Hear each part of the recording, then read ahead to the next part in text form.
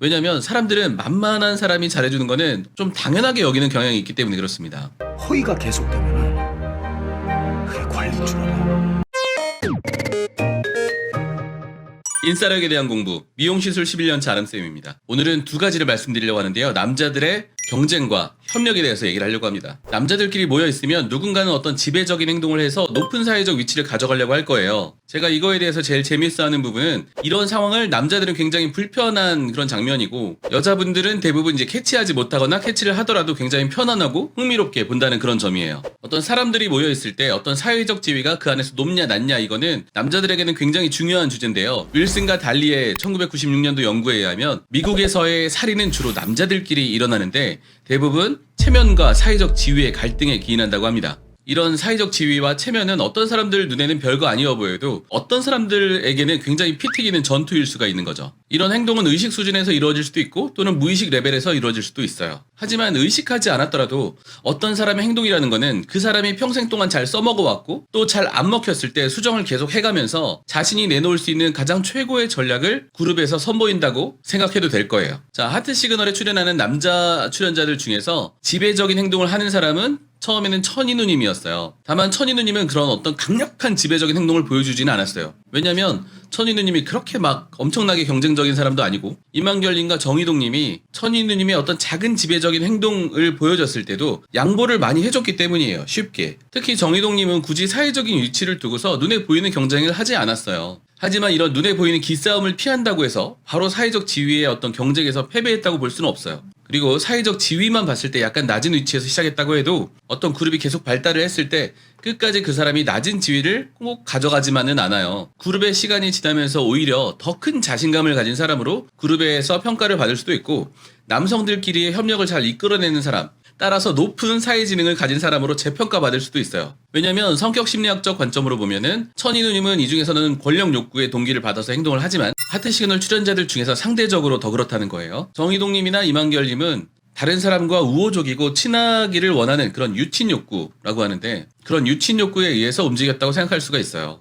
소렌티노나 필드의 1986년도의 연구에 의하면 시간이 지나면서 이런 친화력이 높은 사람들은 나중에 사회적으로 더 높은 리더십으로 평가를 받을 수도 있어요. 하트 시그널 6화에서 매기로 등장한 김강렬님은 처음에는 굉장히 이런 지배적인 언행을 전략으로 삼았어요. 전략이라고 해도 뭐 의식적으로 내가 이렇게 해야지 라고 해서 했다는 뜻은 아니고요. 의식하든 의식하지 않든 평생 자신이 해왔던 전략 중에서 제일 잘 먹히는 전략을 사용했다는 뜻이에요. 김강렬님이 아무리 눈치를 안 보는 사람이라도 뭐 러시아 대통령 푸틴이나 어떤 사이코패스랑 있을 때 조폭 형님들과 같이 있을 때 하트 시그널을 같이 찍었다. 진실의 방으로. 그러면 지금처럼 똑같은 행동을 하지 않았을 거예요. 군대나 교도소 등 특수한 상황에서라면 분명히 행동을 조정했을 겁니다. 이런 조정은 뭐 꼭 의식적으로 나타나는 것은 아니고요. 누구나 상황에 따라서 다르게 행동을 합니다. 친구들과 있을 때 막 욕을 막 잘하는 그런 남자들도 소개팅 나가면 그런 행동을 바로 하지 않잖아요. 상황에 따라서 행동을 다르게 하는 거는 저나 누구나 마찬가지입니다. 자, 여자들이 모르는 남자 행동 두 번째, 협력이 보일 거예요. 그룹 내 협력은 어떤 유화적인 정책? 난 너랑 친하게 지내고 싶어 라고 하는 정책으로 보면 무난할 거예요. 어떤 사람은 높은 지위를 차지하기보다 경쟁하기보다 어떤 친화적인 그런 유화적인 모습을 보여줄 거예요. 정희동님 같은 그런 경우고 남자들을 긴장시키지 않는 그런 편한 모습을 보여줍니다. 성격 심리학적 관점으로 사회적으로 잘 지내고자 하는 그런 유친 동기에 의해서 행동하는 것으로 보이고 실제로도 시그널 하우스의 그 누구와도 잘 지냅니다. 자, 제가 인상적으로 본 부분이 하나 있는데요. 하트 시그널 6화에서 김강렬님이 처음으로 등장해서 지배적인 행동을 되게 많이 보여줬잖아요. 그런데 5화까지 천인우님이 했던 행동은 바뀌어야 됐어요. 왜냐하면 김강렬님 때문에 사회적 지위를 두고 경쟁자가 있기 때문에 평소와 다른 행동을 보여줬어요. 하지만 정희동님의 행동은 똑같았어요. 김강렬님이 들어올 때나 들어오지 않았을 때나 사회적으로 친하게 지내자. 이것은 어떻게 보면 높은 사회지능의 맥락을 어느 정도 보여주는 장면이라고 할 수도 있어요. 이러한 유친 전략의 좋은 점은 추락이 없다는 거예요. 뭔가 그렇기 때문에 아둥바둥 할 필요도 없고요. 어떻게 보면 편안한 전략입니다. 자, 이제부터 제가 오늘 정말 강조하고 싶은 말씀을 드리려고 합니다. 김강렬님의 행동이 처음에 지배적인 전략에서 천인우님을 향해서 유화적인 전략으로 중간에 바뀌게 되면 어떨까요? 형님, 강렬이 왔습니다. 같이 밥 먹고 쇼핑도 가요. 아유, 우리 형님 얘기 짱짱이에요. 짱짱맨 너무 재밌습니다. 아이고, 배꼽이야.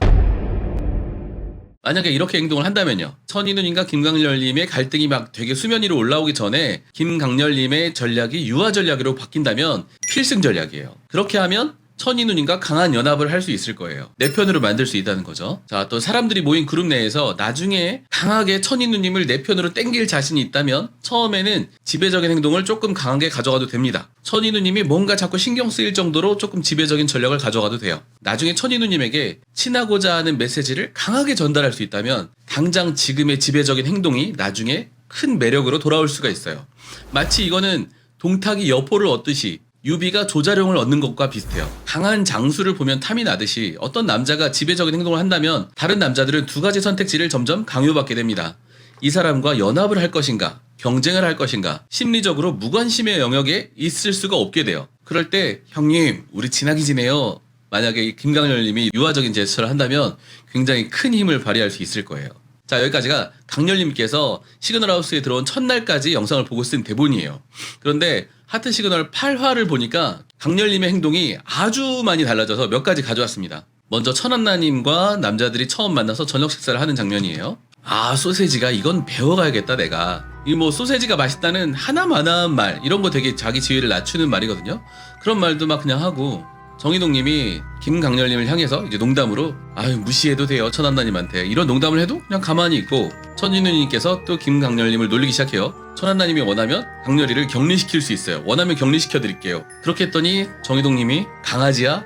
강아지처럼 격리시킬까? 맥락에 따라서 굉장히 싫어할 수도 있는 그런 지위를 낮추는 그런 말도 김강렬님은 그런 것 같아 하고 받아줍니다. 케이크를 준비하면서 형 케이크 하면서 어떤 말투에도 사회적 지위를 좀 낮추고 이런 종종 걸음으로 오는 바디랭귀지, 이런 것도 보여줍니다. 케이크의 촛불이 꺼지니까 굉장히 반응적으로 강렬님이 후다닥 달려가서 이제 라이터를 가지러 가요. 이런 모든 행동들이 사실은 나는 지금 낮게 가져가겠다, 너랑 친하게 지내겠다라는 행동으로 해석이 될 수 있는 거거든요. 처음 등장한 6편에서는 굉장히 지배적인 행동을 했고 높은 지위를 가져갔어요. 8화에서는 형님들 사이에서 기꺼이 낮은 지위를 가져갔어요. 이런 지배적인 전략과 유화 전략을 강하게 왔다 갔다 할 수 있다는 자신감이 있었기 때문에 처음 등장한 날 강한 지배적인 행동도 가능했을 거예요. 강렬님은 8화에서 보여준 행동으로 형님들이 어떤 신뢰를 많이 얻었을 거예요. 같은 편이 된 거죠. 이제 형님들을 우군으로 얻은 강렬님은 앞으로 많은 행동의 여지를 가지게 됩니다. 처음에 지배적인 행동도 이제 다시 와서 돌아와서 조금 해도 용이 될 수 있는 형님들의 응원을 또 얻어낼 수도 있을 거예요. 앞으로. 앞에서도 말씀드렸다시피 순서는 그러면 어떻게 할 거냐, 유화적인 행동을 먼저 할 거냐, 지배적인 행동을 먼저 할 거냐라고 선택을 한다면 처음 만났을 때는 자기가 만회할 수 있는 선에서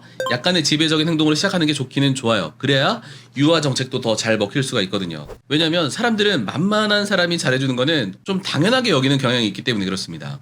허위가 계속되면은 그게 관리인 줄 알아. 자, 그리고 지금 진짜 중요한 전제가 있는데요. 지금 하트 시그널 출연자 중에서는 공감 능력이 좀 부족한 본격적인 나르시즘이 있는 사람이라든지 아니면 약간의 사이코패스기가 있는 분이라든지 그런 사람이 없어요. 강렬님처럼 낮은 위치의 행동을 했다고 해서 이놈 봐라 이거 만만한데 앞으로 지속적으로 무시하고 밟으려고 하고 그걸 통해서 자신의 지위를 높이려고 하는 사람이 없어요. 사실 그럴 사람이 없기 때문에 그런 저런 행동이 먹히고 가능한 거예요. 하지만 또 우리가 살고 있는 실제 사회는 또 다르잖아요. 약하게 보이고 만만하게 보이면 남을 또 밟으려고 하고 혼자 잘났다고 이제 설치는 그런 사람들이 또 있죠. 다음에 기회가 되면 그런 분들을 또 다뤄보겠습니다. 그때를 위해서 뭐죠? 좋아요, 구독. 자, 하트 시그널은 공식적으로 연애 프로그램이에요. 좁게 보면 연애라는 게임을 하고 있죠. 하트 시그널 출연자 안에서 이성에게 가장 인기가 많은 사람이 단기적으로 보면 제일 승자처럼 보일 수도 있어요. 하지만 넓게 보면 하트 시그널 시즌3의 가장 큰 승자는 시청자들이 보기에 가장 멋진 사람으로 보이는 게 제일 큰 승자예요. 하트 시그널이 끝난 후에도 가장 멋진 사람으로 기억되는 것, 가장 높은 사회 지능을 보여주는 것이 큰 게임에서 봤을 때 승자가 되는 거예요. 만약에 작은 게임에서 이기고 큰 게임에서 지면